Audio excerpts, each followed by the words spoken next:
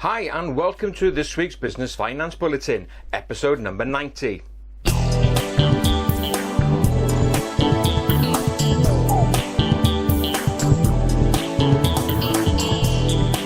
Again to this week's Business Finance Bulletin with me, Rob Warlow from Business Loan Services, the commercial finance experts. So what have I got to share with you this week? Well, we're going to be looking at the latest stats around late payment, another alternative finance provider that's caught my eye. We're also going to be looking at business growth generally and how businesses out there are feeling about their prospects. And in my business finance tip of the week, I look at the importance of making sure you contribute some cash to your finance project.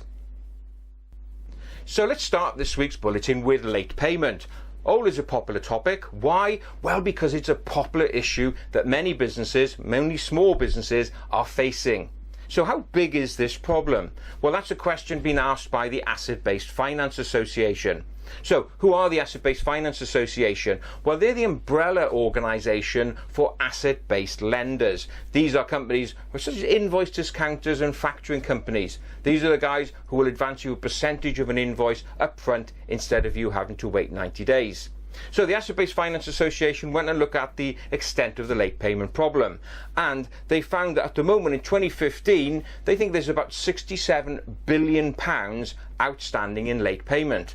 And that's an increase of 8% on 2014. So the problem's getting worse. And you would in fact think that with the economy growing, late payment should become less of a problem.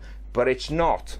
And interestingly, the Asset-Based Finance Association took it back to 2011. And at that time, they reckon there was about £49 billion in late payments. So there's been an increase of outstanding amounts by about 36%. That's a huge jump. So what can you do? Well, remember, make sure you're clear with your clients on what your terms are. Make sure you invoice on time and chase. That is the key thing. Get on the phone and chase that payment. Also had a look at another survey carried out by Crunch Accounting. Now, Crunch Accounting, they're an online accountancy software provider, and they wanted to know amongst the self-employed world and freelancers, who is the best at collecting payments? Well, top of the tree is IT consultants. They only wait on average 19 days for payment. The worst ones, well, those are videographers, the guys behind the cameras. They're having to wait 31 days for payment. They don't chase hard enough. So a couple of lessons there really about upping your game and chasing your payments as much as you can. If you want to know more about the Asset-Based Finance Association, just go along to their website, abfa.org.uk, and also if you want to check out Crunch Accounting, their website is crunch.co.uk. Let's move on now to alternative finance. I love hunting out these niche players, these other firms or organisations that are out there supporting small businesses with loans. And one that's caught my eye this week is a fund run by a county council. In fact, Staffordshire County Council in the Midlands. They've been running a business loan fund for about 3 years, and it's there for, say, regional businesses to access loans for additional working capital, for plant and equipment and machinery purchase, whatever. And it's a great fund, and the reason it caught my eye is that the county councillors there have agreed to extend the fund for another 3 years. So it's a great idea. So what have they done so far? Well, in the first 3 years, they've put out 165 loans and lent out about £4.25 million. Not bad for a regional player. So if you're in the Staffordshire area and you want to know more, just give the Staffordshire County Council a ring on 0300 111 8002 and you'll find out more information. But also, there's more good news even if you're in the general East Midlands area. And that Staffordshire County Council fund is run by a not-for-profit organisation called BCRS. Now, they handle loan funds for other county councils in the East Midlands area. So if you just want to see if you do qualify and you come within their catchment area, just go along to their website, bcrs.org.uk, and see if you come within that area. A great idea and another great example of niche players helping business owners get finance. Back now to invoice discounting, but this time invoice discounting within the crowdfunding world. News from Market Invoice about some additional funding that they've had in. Now, Market Invoice is an online matcher of institutional money and high net worth individuals who want to support businesses who have got payments outstanding to large blue chip companies. All you have to do, if you've got one of those invoices with a very big company, go along to Market Invoice and they will match it up with institutional private investors. Well, they've had some additional funding now from the British Business Bank. British Business Bank have handed over a further £5 million to help on lend and support businesses, and that takes the British Business Bank's funding up to £10 million in Market Invoice, and that's a great stamp of approval of what these guys are doing. Market Invoice announced that they've just matched just over £500 million so far and done 8,000 transactions. So as you can see, a growing player in this market. So if you've got money outstanding with invoices, particularly with blue chip companies and large companies, just go along to their website, marketinvoice.com, and you'll find out more about how you can access that service.